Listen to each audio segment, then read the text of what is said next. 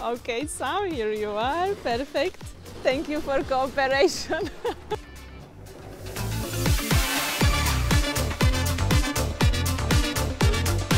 Hi guys, welcome to my new unboxing and review video. This time I prepared for you unboxing and review of Noise Master Buds. I would like to tell you straight from the beginning that the company Noise sent me this package for the test, but they are watching the video right now together with you for the first time. As usual, it will be my honest review, so let's finally start.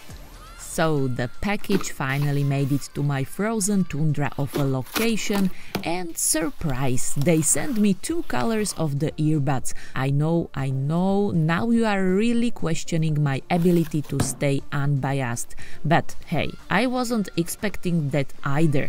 Anyway, here we go, two versions of the same earbuds. I decided to unbox officially the silver ones. They might look a bit lighter on your screen, but yeah, here we are. The case has some neat little details, and there is a proud announcement about sound tuning by Bose. This global audio giant heavily invested in this Indian-based company. We've got the pairing button, a USB-C port, and the case opens really smoothly, taking earbuds out super easy. Now, I gotta be honest, they do look a little plasticky, kind of cheap. If I'm being real, sorry for that, but hey, let's not judge a bud by its cover. Inside the box you will also find extra ear tips for that just right fit, a short USB-C to USB-C charging cable, and of course documentation, complete with a fancy stamp and a super handy QR code to download the app. Step by step, we are moving toward pairing these little guys with your Android or iPhone. The process went smoothly. Here's the battery status for the earbuds, and here's the charge level in the case. Let's quickly check out the app features. You've got noise control settings, turn ANC or active noise cancellation on or off, or go with transparency mode if you wanna hear what's going on around you. You can also customize your touch gestures. I mean, you get to decide what tapping once, twice, 3 times or holding does on both the left and right earbuds. Wanna a double tap on the right to skip tracks? You got it. Of course, there's an equalizer with preset sound profiles, or you can tweak things manually if you are feeling fancy and want that perfect bass drop. Oh, and here's a cool one. You can find your earbuds by playing a sound through them. Handy if one of them goes rogue in the couch cushions. And that's pretty much it for now. As always, folks, I'm gonna put this to the test and report back in a month. Fast forward 1 month later. Alright, I'm back. During testing, I ran into a few hiccups with the app early on. Sometimes the earbuds would randomly unpair, or the app layout would glitch out for a second, and for a while the right earbud just refused to hit 100% battery.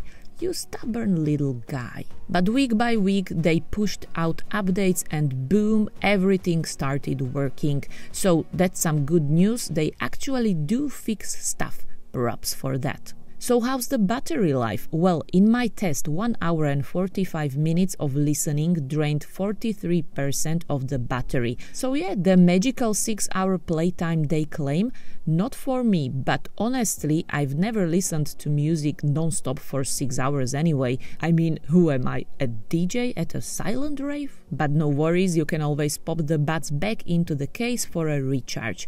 I did a quick test. 10 minutes in the case charged the earbuds from 57 to 87%. That's a nice 30% boost. Full charging took me around 35 minutes and took from the case 18% of battery, so you might get surely 5 full charges out of the case plus something on the top. That is really great, as company claims 6. I remember testing the Sony Link Buds, big battery promises, but even bigger disappointment for me and for the battery in case. With ANC on max, 30 minutes ate up 14% of battery.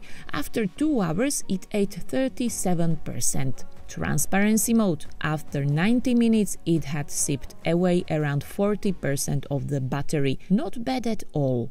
Now on to comfort. These buds were really comfortable, they sat in my ears very good. The touch controls super responsive, no accidental skips or ghost taps. Pairing with multiple devices also worked like a charm. One feature you didn't know you need until you had it: in-ear detection. Take them out, they pause. Pop them back in, they resume. It's like magic. The active noise cancellation worked pretty good, I must say. I'm not a big fan of that feature in general because it makes my head confused, but it worked well. Okay, let's talk finally about sound. This is where it gets tricky because sound is a very personal thing, I think. What tickles my ears might annoy yours. But in my opinion, these actually sound pretty good. The sound is very clear and clean, surprisingly so. I felt like I was listening to a brighter kind of an audio profile. Personally, I love bassy sound, but this handled the basses well. It felt balanced, not overwhelming, not too drummy. Now the heights, the treble, were sometimes too crisp, maybe a little sharp. Like, you know, when something sounds good, but then just nudges over into a little bit like budget territory. Yeah, a bit like that. And now, because you know me, I couldn't resist bringing in another contender. I just had to compare, as I always do. So I went out and bought the Moto Buds Plus, which come with sound tuning by Bose too. Yes, I'm that kind of crazy, spending my own money just so you get a real comparison. And surprise, surprise, the sound while listening the music wasn't that different. Honestly, for me both sounded really good. No huge leaps like some YouTube commenters claim about the Noise Master Buds. But what surprised me was the phone call quality difference. The voice call quality was good, but Moto Buds Plus were a bit clearer. My friend and tech YouTuber Richard from the channel Digital Key thinks also that there was the difference and Motorola did a better job, so the microphones are better on Moto Buds Plus. And so here's a sample of what voice messages sound like with these buds. Check it out by yourself.